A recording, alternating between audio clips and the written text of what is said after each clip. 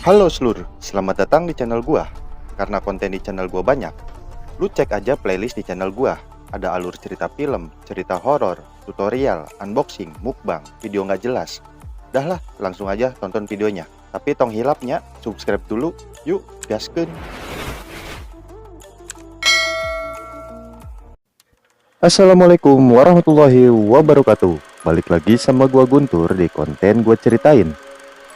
Di konten kali ini gua mau nerusin cerita yang berjudul Misteri Kehadiran Arwah. Dan di konten kali ini adalah part terakhir dari rangkaian cerita Misteri Kehadiran Arwah. Jadi yang belum nonton part 1, 2, 3, 4, 5, 6, 7, 8 bisa klik link di deskripsi. Oke, langsung aja kita mulai ceritanya.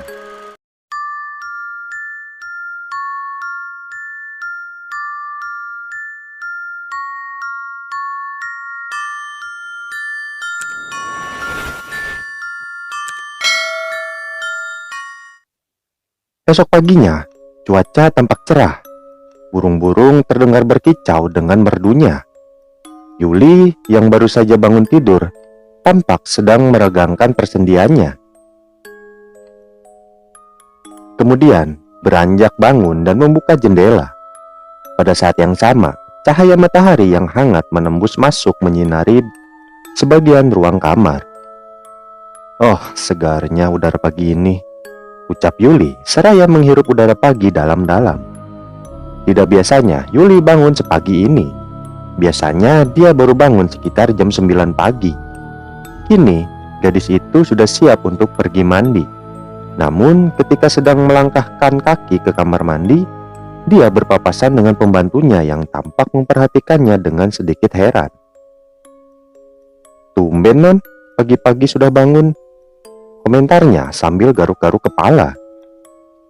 Mendengar itu, Yuli langsung angkat bicara. "Udah deh, Mang, jangan banyak komentar. Lebih baik sekarang kau persiapan sarapan untukku," pintanya dengan nada kesal. Baik, Non," ucap pembantunya agak terbata-bata. Yuli melanjutkan langkahnya. Setibanya di kamar mandi, matanya langsung tertuju ke arah tulisan di cermin. Tulisan tangan yang ditulis pada cermin yang berembun. "Yuli, maafkan kalau malam itu aku telah membuatmu takut. Aku harap kau tidak lupa untuk pergi menemui Rani." Begitulah bunyi tulisan itu. Yuli merinding seketika. Dia sadar kalau Yana telah mengingatkannya untuk segera menemui Rani. Lantas dengan perasaan yang masih merinding, Yuli bergegas mandi. Sesekali matanya tampak was-was mengawasi sekitarnya, khawatir kalau sosok Yana masih berada di tempat itu. Selesai mandi, Yuli langsung berpakaian dan bergegas menuju ke meja makan. Pada saat yang sama, pembantunya datang dengan membawakan sarapan pagi. Kini si pembantu tampak berdiri di samping Yuli dengan wajah penuh keingintahuan. "Memangnya mau kemana, Non?" tanyanya sambil cengengesan. "Kau ini mau tahu aja," kata Yuli tidak mau memberitahu. "Bukan apa-apa, Non. Kalau Tuan dan Nyonya bertanya, saya harus jawab apa?" jelas pembantunya. "Baiklah, bila mereka tanya, bilang aja aku sedang pergi ke rumah teman." "Kalau begitu, baik, Non." Kemudian si pembantu tidak berkata-kata lagi. Dia langsung pergi untuk mengerjakan pekerjaannya yang lain. Pada saat yang sama, Yuli mulai menikmati sarapan paginya, sepotong roti bakar dan segelas susu. Sementara itu di tempat lain, Rani dan Brandon juga sedang sarapan. Mereka sedang menikmati singkong rebus yang pagi-pagi sekali sudah dicabut oleh Brandon dari kebun belakang. Selesai sarapan, keduanya tampak bersantai di teras depan. Kemudian mereka mulai berbincang-bincang. "Yah, sekarang kan hari libur. Bagaimana kalau kita pergi ke makam ibu?" tanya Rani tiba-tiba. Kau merindukannya ya?" Brandon balik bertanya. "Iya ya. Entah kenapa tiba-tiba Rani ingin mengunjungi ibu. Kalau begitu, ayah sih setuju saja. Nah, bagaimana kalau sekarang kamu memetik bunga untuk keperluan nyekar?"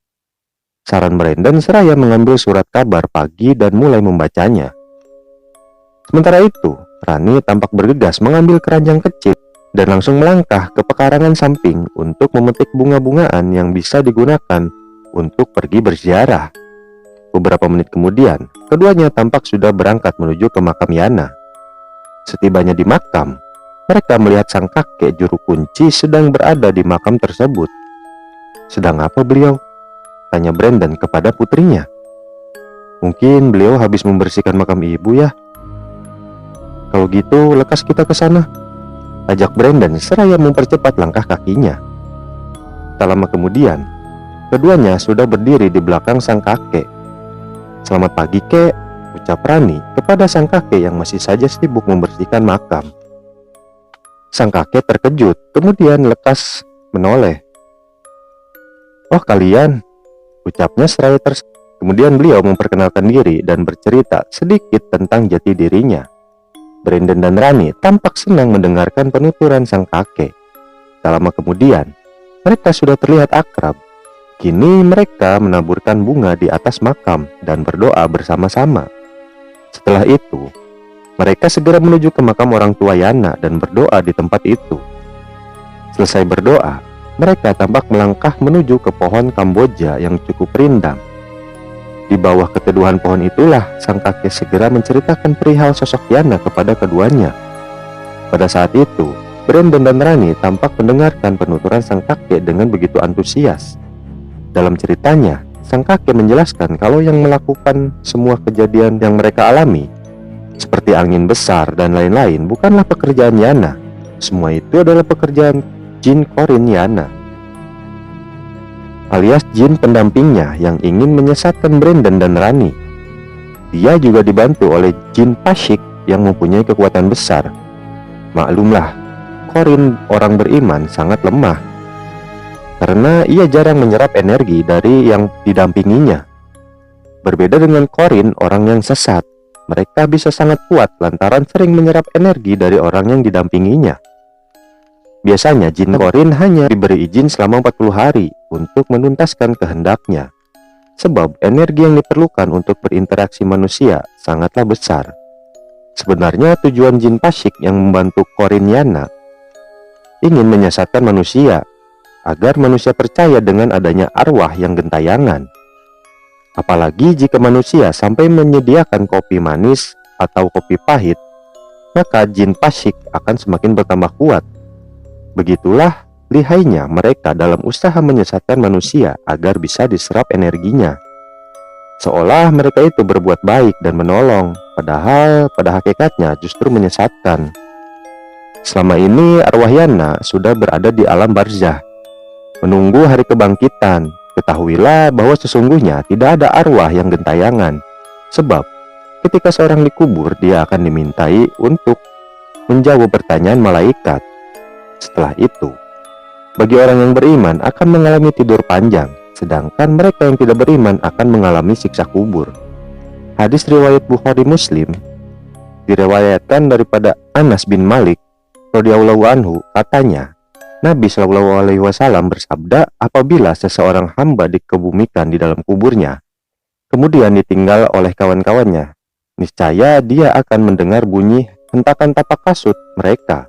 Seterusnya dia akan didatangi oleh dua malaikat, lalu mendudukannya dan bertanya, apa pendapatmu tentang lelaki ini, yaitu Nabi Muhammad SAW?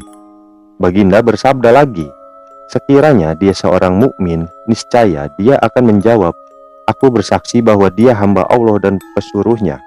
Lalu diberitahu kepadanya, lihatlah tempatmu di neraka, sesungguhnya Allah telah menggantikannya dengan syurga. Nabi Muhammad SAW bersabda, dia dapat melihat kedua-duanya, yaitu surga dan neraka. Hadis riwayat Bukhari Muslim 325 diriwayatkan daripada Aisyah radhiyallahu anhu, katanya, dua orang perempuan tua dari kaum Yahudi Madinah telah datang menemuiku. Kedua perempuan itu berkata, sesungguhnya ahli kubur akan diazab dalam kubur mereka. Lalu Aisyah berkata, kamu berdua ini penipu dan aku tidak mau membenarkan kata-kata mereka itu. Maka kedua-dua perempuan itu meninggalkan aku. Setelah itu Rasulullah SAW datang. Lalu aku berkata kepada baginda, wahai Rasulullah, Sungguhnya 2 orang perempuan tua dari kaum Yahudi Madinah telah datang menemuiku, dan mereka mengatakan bahwa ahli kubur akan diazab di dalam kubur mereka. Lalu Rasulullah SAW bersabda, memang benar kedua-dua orang perempuan Yahudi itu akan diazab. Hanya binatang saja yang dapat mendengar azab itu. Aisyah berkata lagi, aku selalu mendengar Rasulullah SAW memohon perlindungan diri dari azab kubur ketika baginda sembahyang. Ketahuilah bahwa orang yang sudah meninggal akan terputus amalnya, jadi tidak mungkin kembali untuk menolong. Jangankan arwah manusia, jin fasik saja pada hakikatnya tidak akan mampu menolong manusia sebab mereka sangat lemah. Tentunya jika tidak ada energi dari manusia yang berhasil diserapnya. Dan sistem penyerapan energi manusia ini sudah dirancang sedemikian rupa, yaitu jika ada manusia yang meminta tolong kepada mereka, maka manusia akan terserap energinya. Karena itulah tidak diperbolehkan manusia meminta tolong kepada bangsa jin, sekalipun jin itu mengaku muslim. Sebab pada hakikatnya tidak ada jin muslim yang akan bersedia membantu manusia, kecuali dia sudah menjadi fasyik. Rasulullah pun pernah ditawarkan bantuan oleh jin, namun beliau menolak lantaran sudah memahami hakikat sejatinya. Sebaik-baiknya jin fasyik adalah sejahat-jahatnya manusia. Begitulah lihainya setan dari bangsa jin yang bersedia membantu manusia karena kekafiran, kefasikan, dan maksiat yang dilakukan, kecuali bila dia beriman kepada Allah Subhanahu wa Ta'ala dan Rasul-Nya, bertaubat dan konsisten dalam ketaatan kepada Allah Subhanahu wa Ta'ala dan Rasul-Nya.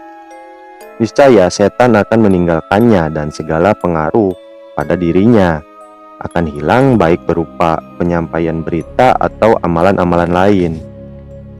Karena itu jangan berbangga hati jika bisa melihat dan berkomunikasi dengan setan dari bangsa jin, bahkan bisa mendapat kabar ini itu, dan juga mempunyai kesaktian yang bisa ini itu.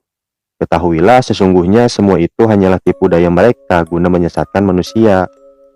Surat Al-Jin ayat 6. Dan bahwasanya ada beberapa orang lelaki-laki di antara manusia meminta perlindungan kepada beberapa laki-laki di antaranya jin.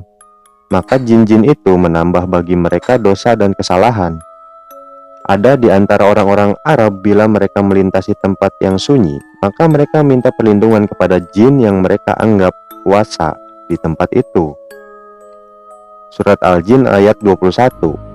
Katakanlah, sesungguhnya aku tidak kuasa mendatangkan sesuatu kemudorotan kepadamu dan tidak pula suatu kemanfaatan. Surat Al-Jin ayat 21.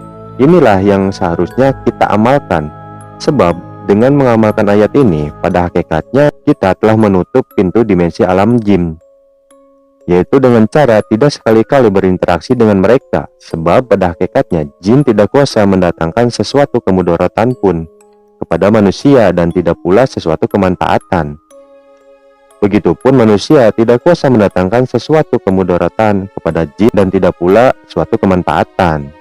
Karenanya lah jin muslim yang sudah memahami ayat tersebut tentu tidak mungkin bisa menolong manusia dengan bentuk apapun, sebab mereka memang tidak mempunyai energi untuk itu, dan mereka juga tidak mungkin bisa diperintah apalagi diperbudak oleh manusia. Pengalaman surat Al-Jin ayat 21 inilah cara terbaik penghormatan kehidupan mereka, yaitu tidak memberikan kesempatan kepada mereka untuk semakin menyesatkan manusia.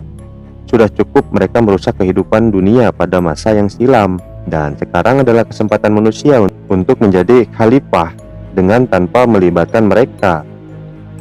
Jika umat manusia sudah banyak yang mengamalkan surat ini, maka para jin fasik tidak akan mempunyai kekuatan apa-apa untuk mengganggu manusia. Maka dengan demikian secara otomatis kehidupan manusia akan menjadi lebih baik. Selain itu, untuk menjaga keharmonisan antara alam manusia dan alam jin, manusia diwajibkan untuk senantiasa berdoa dan memohon perlindungan hanya kepada Allah. Dengan memohon perlindungan kepada Allah, secara tidak langsung manusia telah membentengi diri untuk tidak berinteraksi dengan alam jin.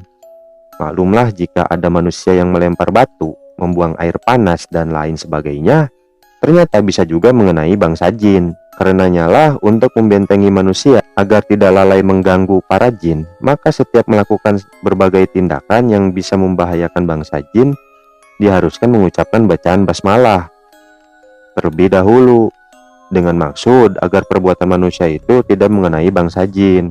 Semua inilah sejatinya cara yang terbaik guna menghormati bangsa jin agar tidak merasa terganggu lantaran kecerobohan manusia yang tidak memahami keberadaan mereka.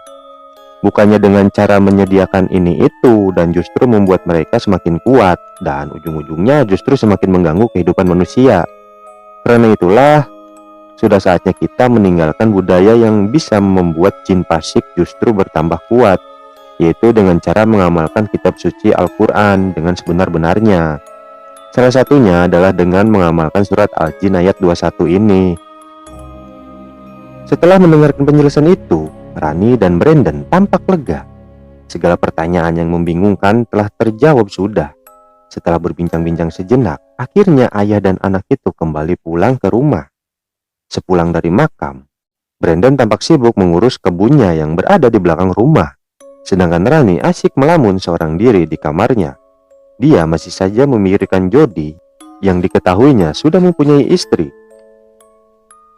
Sepertinya dia masih sulit untuk menerima kenyataan itu. Sementara itu, di muka rumah, sebuah sedan tampak memasuki pekarangan. Tak lama kemudian, pengemudinya yang ternyata seorang wanita tampak keluar dan melangkah ke pintu depan.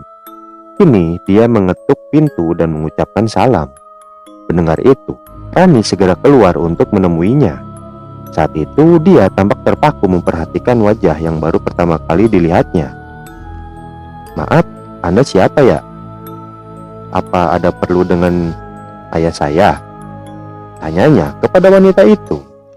"Kamu Rani kan?" "Oh iya. Kenalkan, namaku Yuli.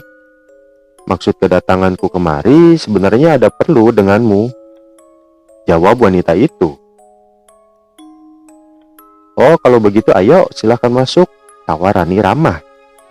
Yuli segera masuk. Tak lama kemudian mereka sudah berbincang-bincang mengenai Jody.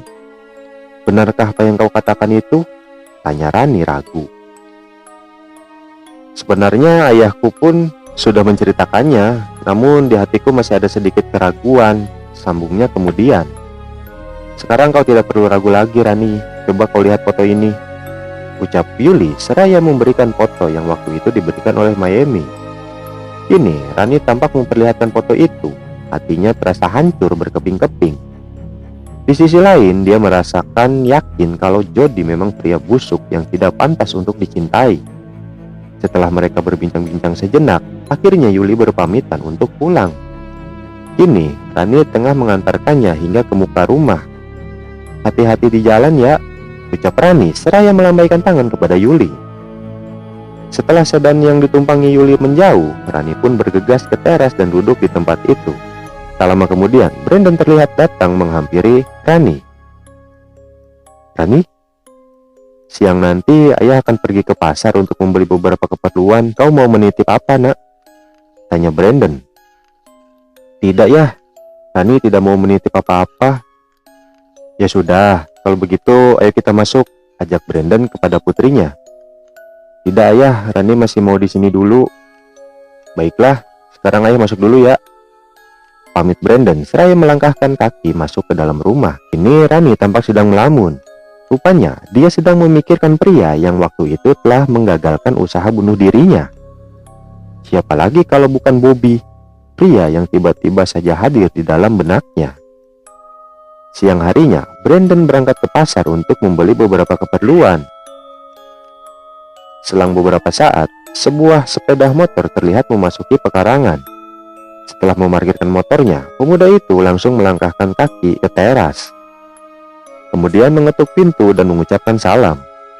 Rani yang mengetahui ada tamu segera membukakan pintu. Betapa terkejutnya dia ketika mengetahui siapa yang datang. Pemuda tampan yang kini menarik hatinya. Siapa lagi kalau bukan Bobby, pemuda tampan yang pernah menolongnya. Kini Rani tampak terpaku melihat Bobby yang tersenyum kepadanya. "Kak Bobby?" ucap Rani seakan tidak percaya. "Ayo kak, silahkan masuk," ajaknya kemudian. Setelah mempersilahkan Bobby duduk, Rani pun berpamitan untuk membuatkan minum. Sementara itu, Bobby tampak sedang melihat-lihat keadaan ruang tamu dan melihat sebuah foto keluarga Brandon. Keluarga yang sangat bahagia, duganya. Tak lama kemudian, Rani datang membawakan minum. Dia tampak memperhatikan Bobby yang sedang melihat foto keluarganya. Itu ayah dan ibuku, jelasnya tiba-tiba. Bobby agak terkejut dan segera berpaling. Oh, kau Rani. Ngomong-ngomong, di mana mereka? Tanyanya kepada gadis itu.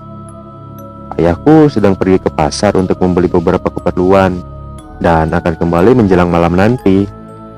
Sedangkan ibuku... Rani tidak melanjutkan kata-katanya. Dia tampak terpaku melihat sosok ibunya yang tiba-tiba saja sudah berdiri di belakang Bobby.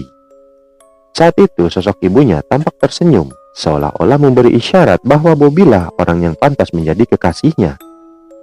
Ibu, seru Rani menyapa sosok ibunya. Iya Rani, ayolah katakan, di mana ibumu? Pinta Bobby yang merasa gadis itu terlalu lama menggantungkan kalimatnya. Rani yang tersadar akan permintaan Bobby segera menjawab. Oh iya, ibu sudah sebulan lebih meninggal dunia. Jawabnya sedikit gugup. Oh, maafkan aku ya Ran, ucap Bobby menyesal. Rani terdiam sesaat. Dalam hati gadis itu terus bertanya-tanya mengenai arti senyuman sosok ibunya itu. Sebab dia menyadari kalau yang barusan dilihatnya adalah Corin dari ibunya, bukan arwah dari Iana. Sesungguhnya bisa saja apa yang disyaratkan itu adalah kebenaran. Namun kebenaran itu akan ditambah dengan 100 kedustaan.